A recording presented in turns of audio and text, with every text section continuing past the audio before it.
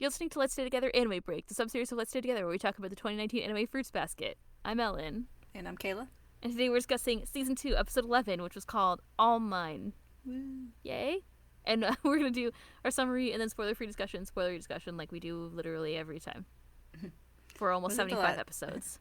It was the episode before that was called My Precious, I think. Yes! It's like both of these are kind of Gollum-y. All mine, my own, my precious. The next one isn't called that. No. Break it I don't remember any Lord of the Rings references that are like, you cried for me. I was just trying to think if there's any series that had any other thing like that. But no, only Fruba. Only Fruba's that sad. I mean, Fullmetal Alchemist has a bit of a you cried for me. someone crying for someone else thing. I want to say that it's a more of a like thing in Japanese culture. Yeah, I feel like I've seen that concept to some degree in various anime and manga. Yeah, probably. Yeah. Not in other Fruits media. Basket and Fullmetal Alchemist are the two that jump to mind. Well, they're very touching emotionally, so that would make sense. Anyway, well, good. Great. On that note, let's talk about Fruba.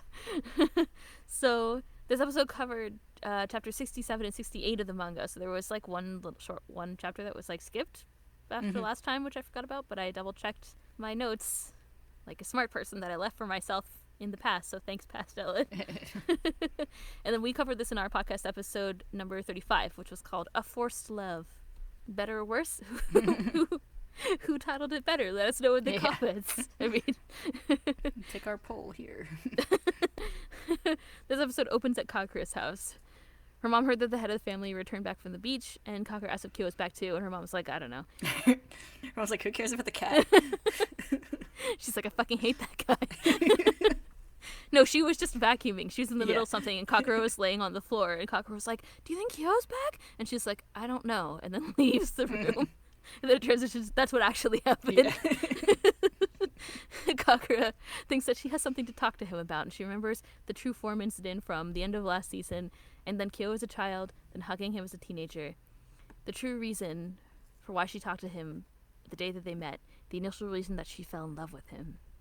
At Shigure's house, he and the kids arrive home to find Ayame, who has made a mess of their house in their absence. Don't mind me. Make yourselves at home and relax, he says, surrounded by garbage. Like brother? Question mark. Also, it's the same in the manga, but I didn't notice until this time that he's only been there for a day and made that much of a mess. Yeah. It was great. Yes. It is exactly. This whole episode is like almost to the T the manga. There was only like a couple little tiny things that I noticed that were slightly different that I wanted to talk about. But yeah, this is it's still great. I loved Ayame. I put in a line. I tried to summarize this very quickly. I put in the line just for you, essentially, so I hope you appreciated it. Tohru goes to use the phone, and meanwhile, Yame tells Yuki that he heard about Akito's trip to the beach and apologizes to Yuki for not being there for him once again. So I swear, he says, to at least let you heal your wounded heart in my arms tonight. And Yuki's like, no way. He's like, no way, that'll never happen, or something like that. In the hall, the person that Tohru has called isn't available, so she makes arrangements to meet later and to keep it a secret from the others. Summer started with a feeling that something was about to happen, she says. It came true, and things are starting to stir before us. I'm sure that I'll set a new goal in my heart too. Her thoughts are interrupted by Ayame threatening to hold Tohru all night long, and thusly Yuki and Kyo threatening him. After that, we cut away to Shishou's house, and Tohru meets him because he was the one that she called. He's returned from his vacation, and she goes to visit. He was visiting his grandfather's final resting place, far away outside of the Soma estate. Tohru says that Kyo is currently living outside and asks if he'll be confined. Akito told her, and she says that Akito is the master of the Junichi and told her that they would all return to live in the Soma house and wouldn't be separated because of the curse.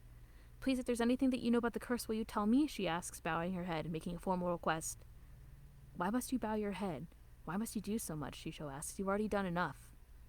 He frankly tells her that he doesn't know the details of the curse, but he confirms that Kyo will be confined and that the future Akito described is probable. The truly sad thing is that the Junichi don't seem to have the will to oppose Akito. To Shishou, Akito seems like a fragile child, but the Junichi see him as God. Something to be feared. There's a world that exists for them that is unfathomable to others. They're bound by blood, he says. These bonds are the curse? Tohru asks. Shishou says that he doesn't know for sure. Bonds are supposed to be precious things, Tohru thinks, and she thinks of her mom. She expects to be punished for trying to break it. I won't give up, she says, and Shishou smiles and asks if that's her nature. He thinks that he didn't want her to find out about the confinement. The conversation then lightens up, and she talks about how Kyo's getting stronger and getting bigger. If there's anything that you can do, Shishou says, it would be to smile for them. When you smile, the world feels a little kinder. He thinks that the time they spend together will be their strength. Time to form a new bond. Elsewhere, Kagura meets with Kyo on the street. She asks why he doesn't come to the dojo more often. He remembers Shishou telling him to treasure the time that he spends in Shigure's house. Kyo says that he has something to tell her, but Kagura demands that they go on a date or she won't listen.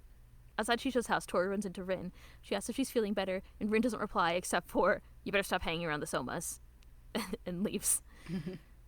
Rin enters Shishou's house and doesn't take off her shoes. She goes straight to Shishou and demands to know why Tohru was there, and he tells Rin that she had the same questions that she did. I won't let her do anything unnecessary, Rin vows. Later at Shigure's, Tohru tells Yuki that she ran into Rin. He's like, where? And remembering this was supposed to be a secret, Toru's like, right in the middle of town. Kyo comes in to tell her that he won't be home for dinner on Sunday, and she's like, I didn't go anywhere. And he's like, what? That was from the manga, too. I just really enjoyed it. So Tohru should not play poker. No. I don't have a full house. What are you talking about? We just told you that you need to bet. Shigure and Yuki tease him about having a date, and Kyo squeezes Toru's head to keep her from hearing. Later, we see the meeting and Shishou narrating, you don't realize what all you give to them. Later, Kyo and Kagura meet for their date, and she sasses him for not being excited enough. She suggests that they go to a movie, but he's not usually interested. She asks if he still doesn't watch a lot of TV, even though there's no one around to get mad at him for it anymore. He reacts pretty calmly about it, and she thinks that he's really changing. He would have yelled at her before. But he wasn't always like that. As a kid, he wasn't so irritable. And she remembers meeting him as a child. Kyo tried to run away because his mom told him not to talk to strangers, but little Kagura assures him she's one of the Junichi too, the boar. She asks about the things that he likes, and he doesn't answer. She asks about what TV that he likes, and he says that his mom gets mad if he watches it. I'll play with you, she says, and she takes his arm, and he smiles. I'm such a terrible person, she thinks in the present. The two arrive at the same park they met at as children, where they often played. She says that it might be painful for him too. It's near the Soma estate, and it's where she first saw his true form. We see the memory from the past. Kagura wanted to see his bracelet. She pulls it off. She's excited for a second, and then notices his true form. The bracelet snaps, and the beads go flying, and she runs away scared. In the present, she says that she was sad that she was born into the zodiac. Her parents fought about it often, and when she saw her mother crying alone later, she was sad. She was insecure about it. That's why when I first met you, she says, I was happy. Compared to the cat, I wasn't that unfortunate at all. Compared to this kid drawing fried eggs alone in the ground, I wasn't pitiful at all. I wasn't suffering or shunned. I came to realize that I always looked down on you. I'm unclean, she says. When I ran away that day, I felt so unclean. I couldn't stand it. I wished I could do it over. I dreamed of a pure version of myself that accepted your monstrous form. I didn't realize that very thought was unclean. If I could fall in love with you, grow closer to you, if you fell in love with me, I thought I might negate the unclean me who ran away. I was rationalizing my love. I realized everything when I saw her running after you. I never thought about your pain. I was always thinking about myself. I always chase after you for my own sake. Kagura starts to cry and apologizes to Kyo. You don't have to say things that hurt you, Kyo says. Kagura, I'll never fall in love with you. I just wanted to tell you that. I'm not upset at you for looking down on me or whatever. You have nothing to apologize for. But I wanted to confess to you, she says, and she stands and stretches and says that all that confessing made her hungry, and she announces that she'll be going home. Kagura, Kyo says, no matter the reason behind it, you played with me. I was happy. Thank you. It's true that my love started out of pity, Kagura thinks. Kyo called my name. He was clumsy, and before I knew it, Kagura turns sobbing. Kyo-chan, I love you so much, she says. Believe me, she thinks. Please believe me. Kyo pulls her close and hugs her. Thank you, he says. When Kagura returns home later, her mom sees her puffy eyes and asks what happened. Don't pity me, she says. I was just selfish, and now it's time for me to reflect on that. Thank you for worrying about me. Sorry, she thinks. I don't want your pity or sympathy. I don't want to share those feelings with anyone else. These feelings of pain and happiness are all mine. Kyo-kun from back then was all mine. The Kyo-kun that said thanks, the Kyo-kun that held me and stayed with me until my tears dried. Let that be all mine, at least until the morning dawns. And then we cut to the credits. Aww. Yay! That's a very brisk summary. Yeah, I did a... Listen, if you want the full summary, you can listen to our episode 35 or whatever I said. I'm proud of you. I feel like sometimes I let them go way too long. Also, this one was like 90% dialogue, so it was a little bit hard. Sometimes when it's really dialogue heavy, I don't cut a lot because I think a lot of the dialogue is really interesting. So, like, for this one, I kept all of Kagura's. But, like, the first part was, like, Tohru basically goes and, like, reiterates everything that Akito told us. So I feel like we already knew all of that. And there's a couple little things that I purposely kept in where she, like, thinks about her mom. And Shishou says some things that are important, like, he thinks of Akito as being like a child, but the Junichi think of him as being this like godly, otherworldly figure where something to be feared rather than just a person. And a couple of things like that I think are like key things from the episode, but you know, Kagura's dialogue is kind of important because I think we don't really get a lot of insight into her character other than this episode. We saw like she appeared in those earlier episodes in season 1. But this is like about, I think, kind of an important moment in her internal growth. So, yes. I think that I could do, anyway, we're almost done with the manga. I think I could probably shorten these down more, but it's fine. I refuse. Look forward to our episode on Wednesday because I definitely didn't shorten that one very much and there's a lot of dialogue, so. I'm excited about it. Yeah, anyway, I feel like I just kind of said a lot of things in a very short period of time about this episode, but I did want to say I wanted to talk about a couple of things that I thought were interesting, like in the adaptation, so like the visuals and the music and stuff. Yeah. So one thing that really stood out to me that I thought was really interesting is the scene where Tohru and Shishou are having their conversation. The whole like beginning part where Toru's giving her description of what Akito said. So there's a bunch of different visuals behind it that I didn't describe in the summary, but it's like I think she remembers like Akito at the beach, and she has that like there's a vision of Akito kind of like resting on a thing with the flowers and stuff like that. All of that part is silent until Shishou starts talking about how he perceives Akito, and that's when the background music picks up. So it's kind of interesting. Like there's not silent, I guess it's just Toru's narration. Yeah. So I felt like it gave a lot of like weight to that one part of the story, especially because we have like during Kagura's confession and stuff later, there's like the repeated like opening theme song and stuff. So anyway, sometimes where they don't use music I find to be very interesting. It stands out a lot. Yeah. In the anime. And there's a thing, there used to be a thing anyway where like a lot of anime like uses silence, and like there's a thing for a while where like English adaptations like refuse to let things be silent. So yeah, they would always like add in weird music or add in little like bits of dialogue that aren't there and stuff. It's like, guys, just let it be. Silence is important. Yeah, like silence is just as much of a medium as music is. Or like silence, I guess silence is just as much of a sound as other sounds that you'd use in a soundtrack are. Yeah, so. It's another tool in the it's like having negative space. Yeah.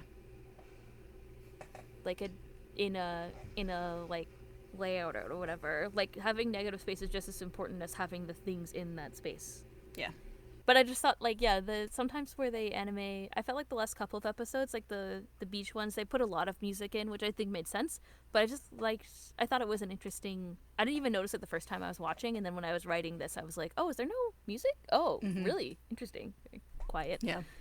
I think it kind of makes sense. It's like a come down from all the beach stuff, which was very like high emotions, high tension, high drama. Like there isn't even, they don't play the opening song. The opening credits are in that first scene with Kagura, like they're overlaid. Yeah, so they don't play the opening song until Kagura's like confession. So that's an interesting choice too.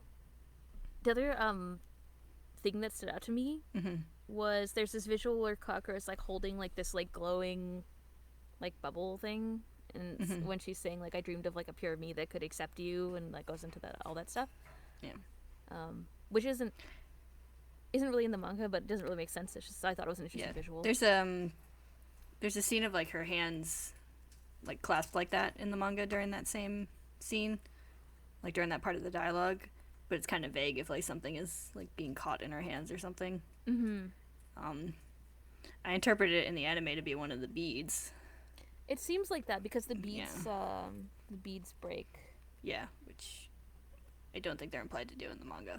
Actually, I'm just looking at it right now, and it looks I never thought that way, but right this page There's that I like opened the on, there's like the sort of artistic string of beads Yeah, on the it's one loose. scene, but it's hard to tell if that's supposed to be like happening in that scene or just like a representation of like cursed stuff. and also like the bracelet could just be loose. I don't know. Yeah, because But like yeah, there's nothing like in the anime we see like the beads like scattered on the Scattered. ground and like flying around and stuff, and we don't see any of that in the manga panels. No. It's just that one bit of the string of beads. But No, it just seems to be like, yeah, it's just like these are the beads. It's just another. You just see them again, like dropped on the ground, I guess. But yeah, Yeah. no, they don't scatter everywhere. That's something that I noticed that was markedly different too. yeah, it seemed like kind of a like artistic dramatization of the manga events. Mm-hmm. Yeah, which I think worked pretty well for. Yes, I think so too. I think they also like. I appreciated they had the little scene of them under the sunflowers. That little transition scene was cute. That was like something that I noticed in the manga that we were reading, and I liked it a lot. So Yeah. Something I liked that the anime did is like the very end, like where they have the kids playing, and then like they have the kids like running past them, yes, and then like right before like all the like really dramatic confession stuff starts, we get like kind of an imagined like baby Kyo and Kagura running past in the same way, yeah. which I thought was a nice little, I don't know, not quite a transition, but whatever you'd call it. Yeah, also in the manga you see the kids and then you see Kyo and Kagura, but it's not like the same, like it doesn't have that like motion of them running, which is nice. Yeah, it was just I like like the that. kids are leaving, and like Kagura has like a bunch of like memories of like her and Kyo as kids, but like that kind of, and like obviously like they're obviously like connected to her memories there, but like I think the direct, Yeah, the kids and then the imagined version of them as kids. Yeah, makes it a lot clearer. Yeah, it's cute. I did like that part. yeah, the whole ending I think was very effective. Like everything they did, like it made me like tear up a little bit. Oh, that's It was good. just like good. It was just like a really good like set of like emotional beats that worked really well for their purpose. Yeah, I think so, and I think it does a really good job of conveying something in a very short period of time. Because like we just said, this is like Kagura's main event in this series, really. I guess without like trying to not spoil a lot of things, but she doesn't get a lot of time in the series, so to convey in 15 minutes so kind of a complicated idea about, or like the complicated way that she feels about Kyo, I think is very impressive. I think it was impressively done, and probably difficult to act like one way and then make that like sort of, you know, turn on a dime, change emotionally, Yeah. and then be in full confession mode. So, and I think her confession is very like dramatic, but like not, but considering I think the way that she feels, it makes sense. Yeah, and You like know. I think we probably talked about it during the manga episode, but like I think the love confession was not intended. Like No. she came there like just trying to like confess like her like, you know, guilty feelings of how she viewed him. But then like kind of like as she's saying it, kind of made the realization that like no matter how it started out, she genuinely is in love with him. Yeah, she So kind of kinda- like kind of like the confession kind of like snuck up on her. yeah. She kind of like, it's interesting because she convinced herself that she, you know, if she could love him, then that would make her feel better about her guilt to the way that she reacted the first time that she learned something about him, which I also think is like completely reasonable because she was a child. So it's like you don't need to like kill yourself to like, Yeah. you know, like have a like want to correct that reaction, but whatever. And then but then so she kind of like convinced herself that she didn't actually love him and that she just was forcing herself, like Rin said a couple episodes ago, right? And then yeah, through, you know, like her memories and like being in that space though, like park and having the kids around and being with Kyo and thinking about the things that she likes about him, she realized that her feelings are actually real and wanted to confess. So yeah, 2 confessions in one. It's a lot of confessing. I think I would be hungry too, or whatever Yeah. she said. She's like, I love her like fake like, oh yeah, I'm hungry. I'm gonna go home now. And Kyo's like, can you wait for a second? Like, Yeah. you just said a lot of things. I always love Kyo in this because like we've seen him both in the. I mean, I guess it's just this. It's the same interaction as in the manga, but like she specifically talks about how much he's changed as a person and how he's not so quick to get angry about everything all the time.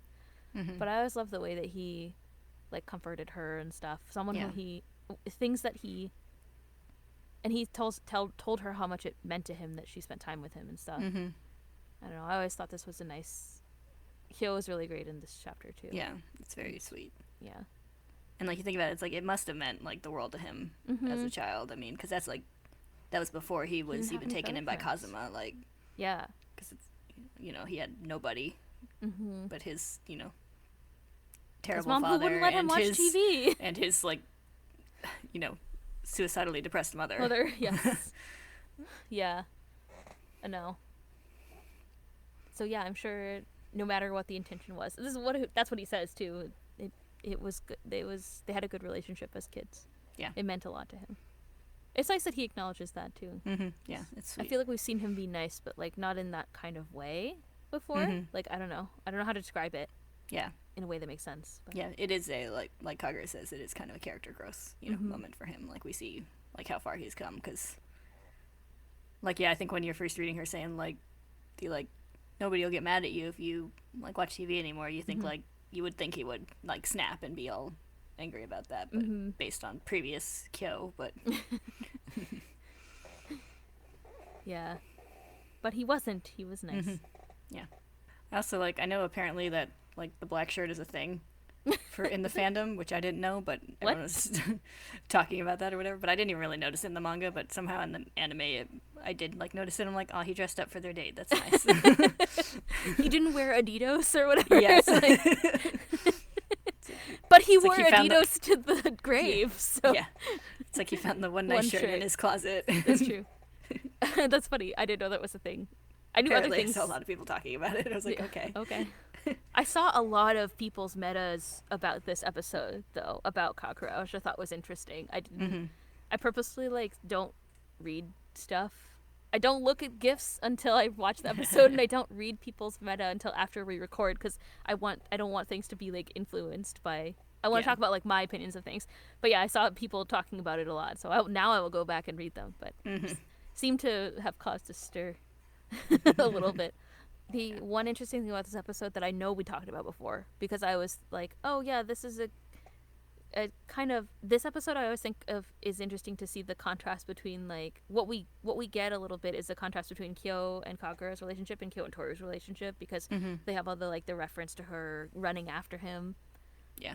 I mean, I think even if Kagura had seen his true form as an adult, or as an older teenager, she probably still would have run away, because I think they're just different people, and that's kind of what she's trying to convey. Yeah. So we kind of get to see, and she says I know that we talked about this before, so this is probably repetitive from our previous episode about this, but she says I was always pursuing you for myself or whatever, and it seems like when we saw Tohru run after him, it was, she says Kagura says I wasn't thinking about you and I wasn't thinking about your pain, so I don't know, it's interesting. Yeah, and we know from Tohru's thoughts and even Kyo's thoughts around that time that Tohru was running after Kyo because she knew he wouldn't come back if she didn't go after him, so it was it's very focused on it's on Kyo's Kyo. feelings in this moment, yeah rather than hers. So and the interesting thing is they showed the same chapters at the same time.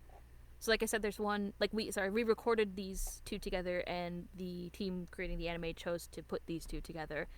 And I think what comes out of that is that you have Tohru going kind of behind Kyo's back to talk to Shishou, because it's for his benefit that she's trying to learn about him, or what's going to happen to him, right? Yeah. And then Kagura goes straight to him. So you have these, it just shows I just think it's an interesting episode, and also the two chapters together create an interesting contrast between Kyo's relationship with Kagura and Kyo's relationship with Tohru. That's all I have to say about that. But it's reiterated once again in this. Yeah. So. Also, I mentioned we talked about it back in the first season of the anime when Kagura was introduced, how they added in a lot of stuff to her introductory episode, and one of them was like the whole like her making like eggs special for Kyo, Right. which is like yes. was kind of a call forward to this event. So yes, you're right. it's nice to see that like paid off in the like Yes. anime version now. Thanks for looking that up because I definitely didn't, and I completely forgot that was important. Mm-hmm. That's right. She made special eggs for him. Special eggs. Yeah, they made it an earlier reference in the anime, which was kind of a nice touch, and now it's been paid off. Mm-hmm. Did you have any other things to say about that aren't spoilery? Out of curiosity. Yeah, one other thing, going back to the conversation that Kazuma and Tohru had. Yes. Talking about like slight like things they added in the anime, and one thing was that kind of imagery of when Kazuma's talking about the curse or bond, and had that imagery of like all the Zodiac members standing around, including Akito. Yes. With that like kind of like rope kind of thing around them all. Yeah. Yeah. The one with the evil miasma around it. Which like we said, it was similar to the one that came up like during the Kyo confrontation on the beach. So it's kind of neat to see that imagery carried through. Yeah, I have a feeling they'll be repeating that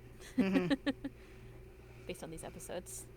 Another thing that, of course, that happened is that Tohru ran into Rin, and then Rin went into the dojo without taking her shoes off again, which I thought was great. But Kunimitsu sounded very distressed. Yeah, no. She's like, wait, Susu, wait! And she's just like, I'm getting a lot of visitors today. And then Rin's like, what the fuck was she doing here? Everything's wonderful. Yeah. But yeah, I mean, I think it's just, I guess, a good thing to note that Rin was back, and Rin came to ask Shishou the same question that Tohru came to ask Shishou about anything he knows about the curse. So very interesting. So I guess that's why Rin's skulking around. Yeah. Rin's skulking around, being Rin. Not taking her shoes off everywhere she goes. Yeah. She didn't take her shoes off when she didn't take her shoes off when she went to Shigure's. She didn't take her shoes off when she went to Shishou's. Does she have any respect at all? In her defense, those shoes look like they'd be annoying to take on and off. Yes, probably. All right. I don't have any other things to say that aren't spoilery. Shall we talk about spoilers? We shall. All right, good. If you're listening to spoilers, stick around after the music. Thank you all for listening. We'll see you next time for episode 12, which is called You Cried for Me. Bye-bye. Bye.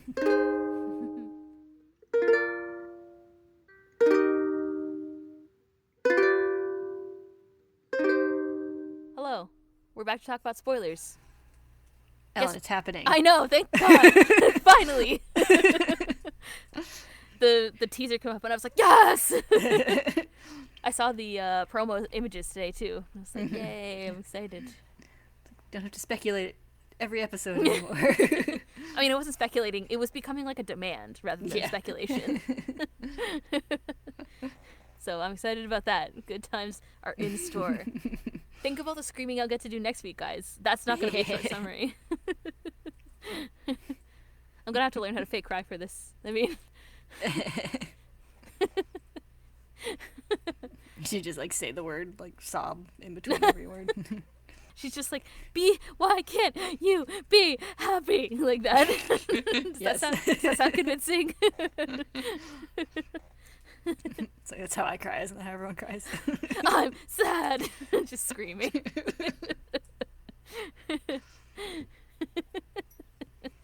Anyway, the other thing that I thought was interesting is like because she broke the bracelet, it's great foreshadowing for later when Kyo breaks the bracelet. Yeah.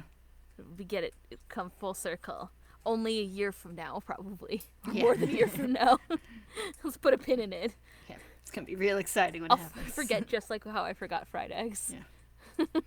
Only in like a week or two in our other episodes. Yeah, I know. I think next week. We just read 2. I think it's next week. Ow. Sorry, I just bumped my wrist on the table. It's next week. Hooray. So this Wednesday we're reading 126 and 127. Next week we're reading 128 to 131, which is like everything. Everything's happening. Everything's happening. Yeah, that'll be a long episode too, I'm sure. Yeah. And then we only have 2 more episodes, and then a finale. Oh my god. Oh my god. What do we do next? More anime breaks. Anime breaks forever. Yeah. And then another series. It'll be a good time. Like, but then what about after that? Yeah. It's okay, there's enough anime to last our whole lives. We can do like Naruto, and then we'll just be podcasting Yeah. for the rest of our lives. Or was it One Piece that's like, still going on? It is like 300 plus chapters. It's ongoing, and it's been going on for years. Yeah, because I think Naruto actually ended. It did. Well, yeah, I guess it depends on Well, if normal you've been Naruto. I Normal guess it's got Naruto. a sequel. Like Naruto Another, or whatever. Yeah. I need you to frame everything for me in Fruits Basket terms. Like, Yeah, Naruto Basket, another Naruto. Kimi's Naruto, another Naruto. Naruto's Basket, another Naruto. We call all the second more accurate anime adaptations whatever Brotherhood, and all the like children based sequels Another. Another. I think Shippuden would then be Naruto Another. I think, because I think it's about their children. Well, I think I think Shippuden was still part of the normal Naruto storyline, and oh, now it's Boruto's the one that's about their yeah, children. now there's like their kids. So I don't know. I've read like Don't at me. I don't even think I've read any Naruto, but I've seen like have 2 not. episodes of Naruto. So yeah. Once when I was still living in Blessed America, and by blessed I mean because we used to get Adult Swim. Not for a lot of other reasons. Yeah. But there was a Naruto marathon one time on Adult Swim, and I watched, I think, like up to in the 20s or 30s of the anime, and I was just like, 3 things have happened. I can't deal with this pace. I can't shonen. Yeah, I watched like 2 or 3 episodes, and I was like, "This is fine, but not my thing." So, It's good. Seems to be very popular. yeah, It's not really my thing. yeah, yeah. And the other thing is just that like they skipped like a chapter that's kind of in between Yes. the 2 events, which is just like Yuki meeting the rest of the student council, which will be delightful when it happens. I bet it'll be next time. Like they'll do this one, and then they'll probably go back to school because Yeah. parent teacher counseling is coming up. Yay. So Yeah, it'll probably. Rachel Yeah, I think there's is enough. after. I think there's enough to the Hattori Mayu storyline to fill an episode by itself. I think, and also It's there's got like all nothing the else. It's got like all the Kana Yeah. backstory from Well, it's Mayu's gonna be a downer. perspective and stuff. So Yes.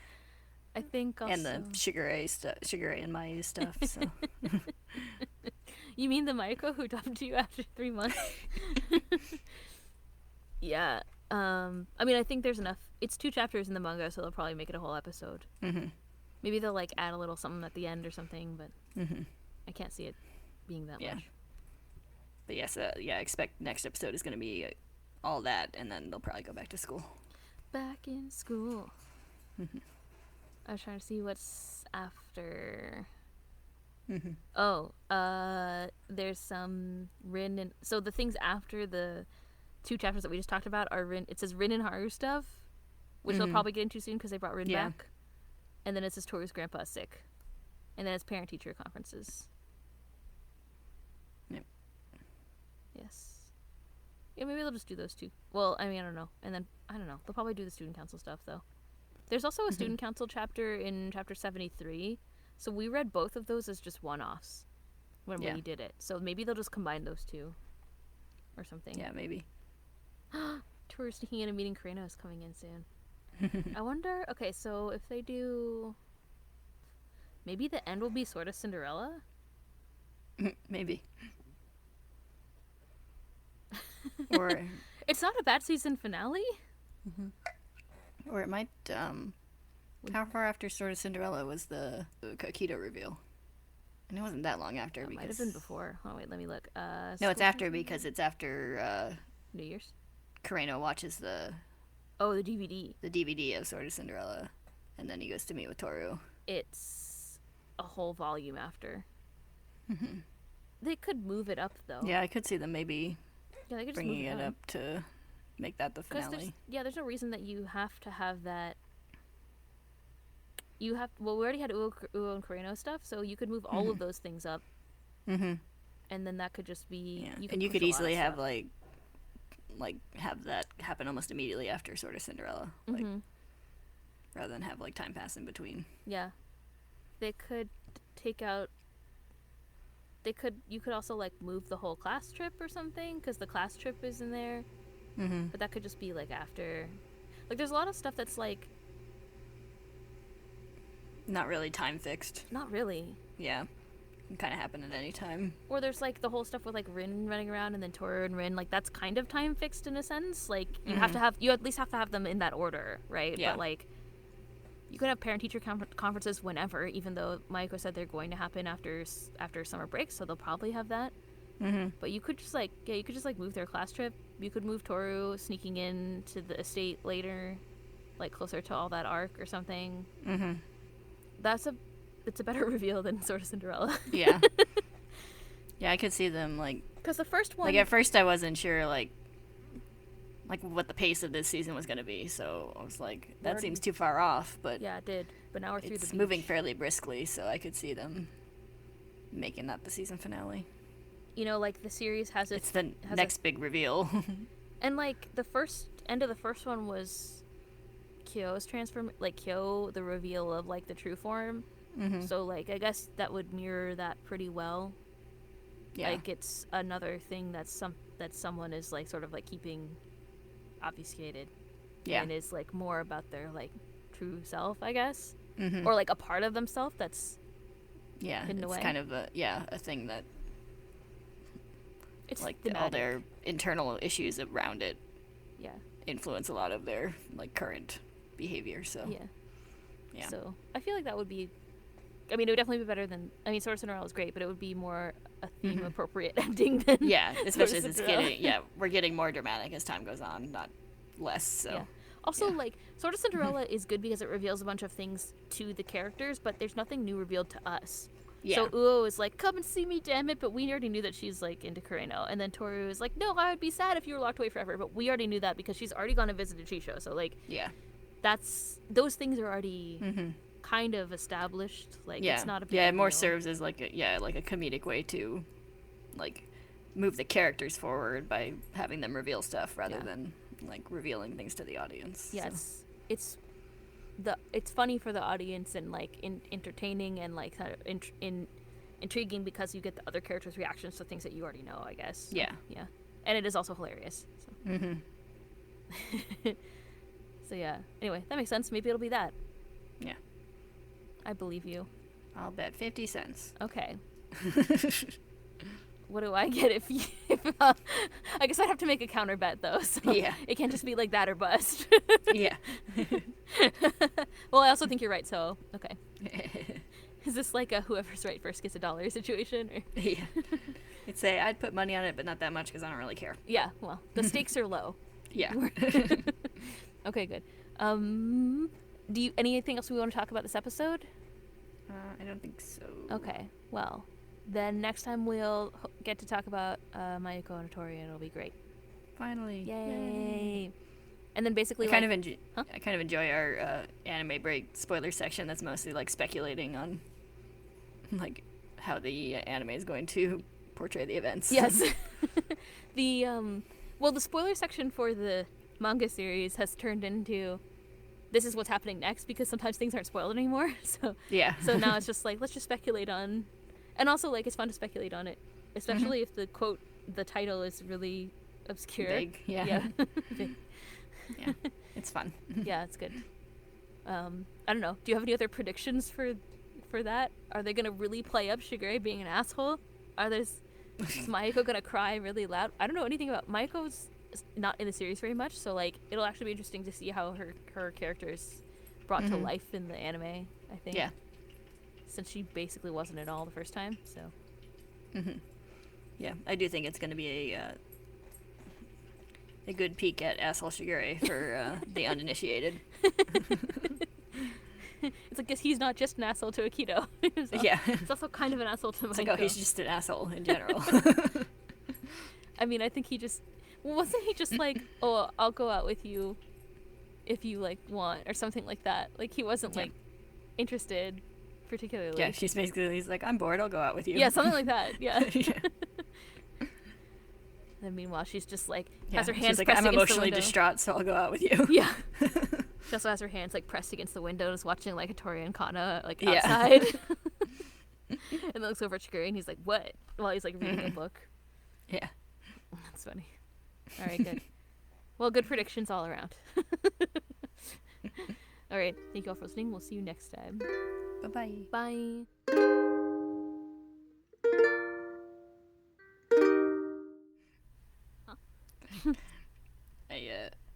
I touched a pin feather in the wrong way, so he made a little squall. I don't know if you just came up on the recording. I heard that and I was like, Kayla, flip the page. And then I was like, wait, we're not reading the manga right now. I did. I bet people could. I don't know, maybe. Sometimes I'm like, oh, haha. I listen to these later and I'm like, oh, murph, murph, murph. Because I know that I made a joke about him making a sound, but then you can't hear it in the recording. Only I heard it. It was just for me. Special bird sounds just for you. Just for me. All mine alone. Mine alone. So they don't play the opening song until Kagura's like confession. Mm-hmm. So that's an interesting choice too. That one's not a noise just for me. No, that's a noise for everybody. Everyone. You're such a butt. Come here.